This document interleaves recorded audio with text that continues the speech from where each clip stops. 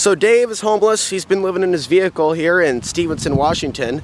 And just briefly, what have you learned from your experience being independent, living in your vehicle, and basically not being a full-time slave to somebody else just so you can quote-unquote survive?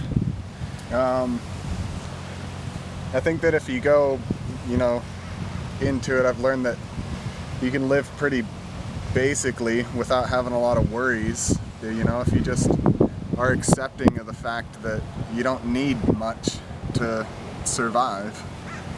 Like, the basic survival human instinct is very low on the totem pole, and I'm maybe like a couple steps above that, so that works for me. We were talking the other night about like this period where you were working and had a regular job around like 2006 or 7, and something started happening within you while you were still working that was something outside the box of what the average person would call normal. So tell us a little bit about that, some of those changes you were having in your consciousness while you were still working that eventually led to the free path that you're on right now.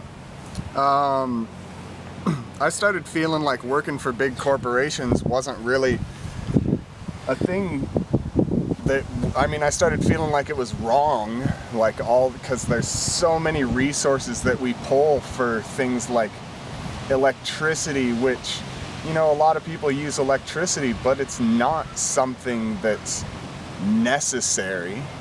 People can live without electricity, and we have for hundreds of years, maybe thousands, I don't know. But yeah, I just started waking up to the fact that all these things that I thought that I wanted, they don't really bring happiness. It's just like a never-ending cycle of trying to get the next new thing so that you can keep up with everybody else. What type of insane things did you see, feel, experience, perceive at the workplace? In terms of employers, their way of doing things, perceiving things, implementing orders, some various things that ran through your head. Well, I know that, so I ran my own area, and I would always ask the management if I could do certain things with the area, and they'd either say no, or you have to run it through a series of procedures, like get it okayed with everybody. So I just felt like, I wanted to be creative in my work environment, and I felt the only way to do that is if I just did things without asking permission. And that actually seemed to work out the best for me, because I would do something and then management would come through and be like, huh, that's pretty cool. And, it just seems to work better if you just do things and then ask for forgiveness later. So, and you found yourself being efficient at your job, and you were talking about going through a cleansing process of not smoking, doing drugs. Mm-hmm. Yeah, I quit doing, I quit smoking cigarettes, I quit smoking pot, I quit drinking, I started eating really healthy, and I started exercising a lot, and I was also working a 6-day-a-week job. I got to this level of thinking, I started asking myself a lot of questions about why I'm doing all of these things, and the only answer I could come up with is, well, there is no reason. So I stopped doing those things. Stopped working for the corporations. And you found yourself being more efficient at your job, at delegation of duties, and there was a backlash to that. Yeah, so, a lot of people did like it, and there was a lot of good things there, but there's there's always creepy people that they get jealous of if you get attention by the CEOs and stuff, and the CEOs would come by and be like, you're doing an awesome awesome job, Dave, keep it up, and the creepy people wouldn't like that, so they started playing mind games with me, and I was fairly young, and I didn't really understand about how people get jealous of other people because of stuff like that, and why they would, not want somebody to excel at their job. but it's totally there, and these people don't.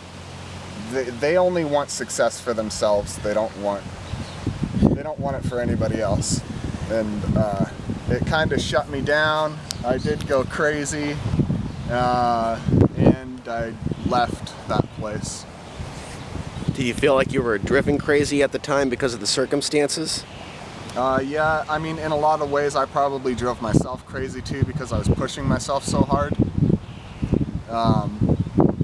And you're having an intense shift in perception as to how things are, or what things could be. Yeah, a lot of. I mean, I did do a lot of crazy things at work that made them. Oh, really? Like what? Well, I guess this one day in particular, I started getting these ideas about evolution in my head and like all the different infinite ways I could evolve my body. So I started to relate to the bullfrog and how he jumps.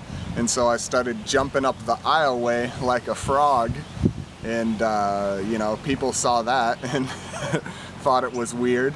And, but I was just trying to get myself in better physical shape so that I could do my job better. And this is that same time period where you're not smoking marijuana, you're not smoking nicotine, you're not drinking alcohol, and you're not even masturbating. Yes, that's true. Mm-hmm. And that was all to bring forth those other capabilities in yourself, those other strengths. Yeah, I wanted to set all of that. I pushed all the things that I thought were bad in my life, or distractions from what I really wanted to complete, and I pushed all of those aside so that I had all this time. Like, and a lot of people think that, oh, you're working a 40-hour-a-week job, you don't have a lot of time for anything. Well, that's because, you know, of the choices you make. When you get home from work, you sit in your chair and you watch Fox News or whatever. But instead of me doing those types of things, I was focused on eating healthy and exercising and loving people. What did you eat? What didn't you eat? I started eating like to the T from a very lean diet from that was like a 2006 Men's Health Guide, and I ate things like lean chicken, lots of fruits and veggies. I'd eat like, you know, a little steak every once in a while, but an extremely lean diet. I didn't eat things like candy or gas station food, you know, all the junk food. Things with a lot of toxins that your body would have to work hard to process out. Mm-hmm. And now you're coconut oil pulling, as am I. Mm-hmm. Yeah, now I'm using coconut oil to pull, and I'm brushing my teeth with baking soda. I also want to find the right fish oils that are supposedly good for your teeth.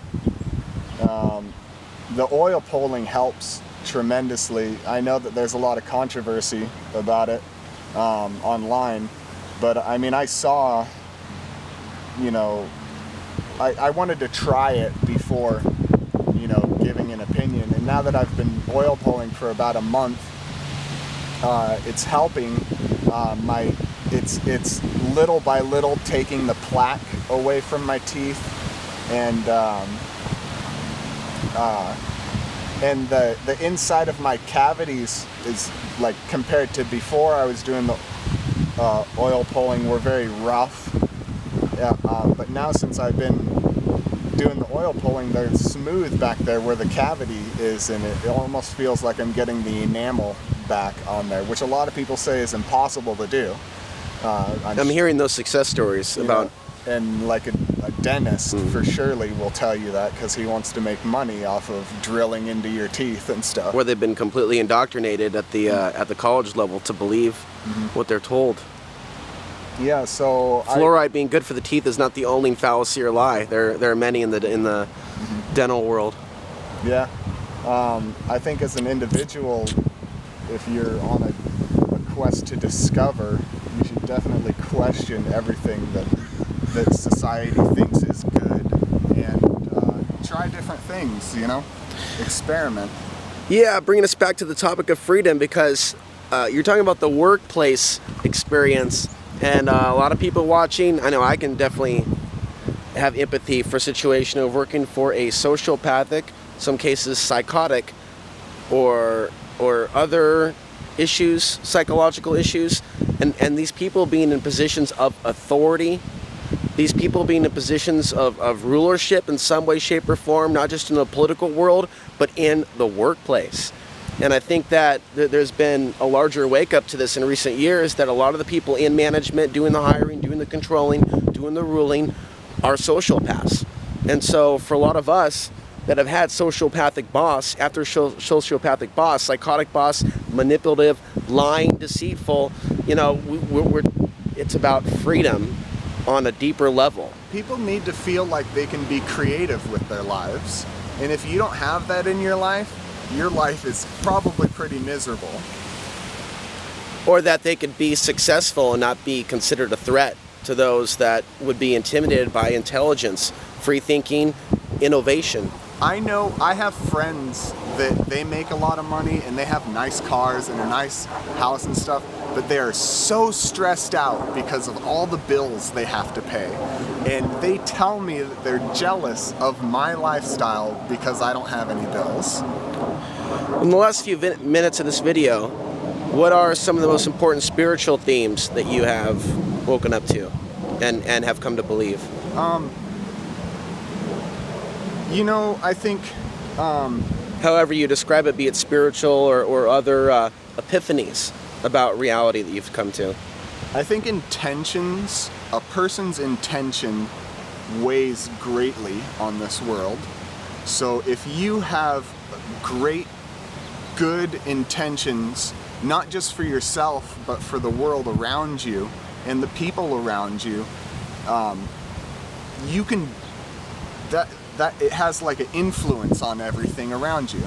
You can, and you don't really have to talk about it either. It's weird because people will be drawn to you by the peace that you hold in yourself and the true intentions. And there will be people that view you based on their mind's filters, but you got to understand that their filters are probably corroded in a lot of ways, and it's just kind of judgmental. But if you can get past how these people view you, and you don't let it bother you, don't get mad at people, because people are how they are. You know, maybe there's a possibility that they start to wake up to the fact that they are slaves and they want to be free.